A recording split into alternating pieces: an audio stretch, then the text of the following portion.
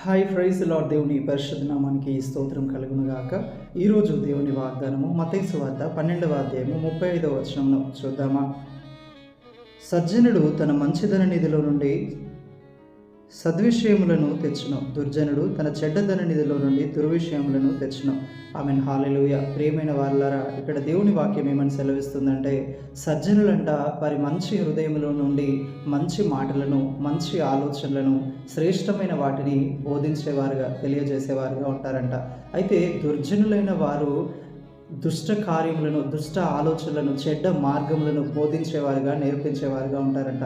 సజ్జనులు అని అంటే దైవికమైన భక్తి కలిగి మంచి మార్గంలో నడిచి నీతిని, యథార్థతను ప్రేమించి తమ పరిశుద్ధతను కాపాడుకొని దేవుని ఎదుట నిష్కలంకులుగా జీవించేవారు.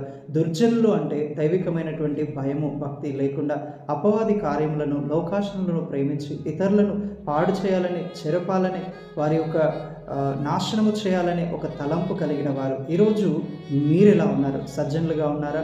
మీరు సజ్జనులుగా ఉంటే దేవుని చేత అంగీకరింపబడిన వారు. వారి జీవితంలో దేవుని కాపుదల ఉంటుంది, ఆయన ప్రసన్నత ఉంటుంది, ఆయన వర్ధిల్లత, ఆయన మేళ్ళు, ఆయన ఆశీర్వాద ప్రవాహం ఉంటుంది. అయితే దుర్జనులను చూసి దేవుడు వ్యసనపడుతున్నాడు, అసహ్యించుకుంటున్నాడు. ఈరోజు నీ జీవితంలో నీవు దేవుని చేత అంగీకరించబడాలంటే నీవు సజ్జనుడుగా జీవించి నీ తోటి వారికి, నీ ముందున్న జనరేషన్స్కి మంచి మాటలను నేర్పించేవాడుగా ఉండాలి. ప్రభువుటి కృప మనందరికీ దయచేయను గాక. I mean praise the Lord. May God bless you all.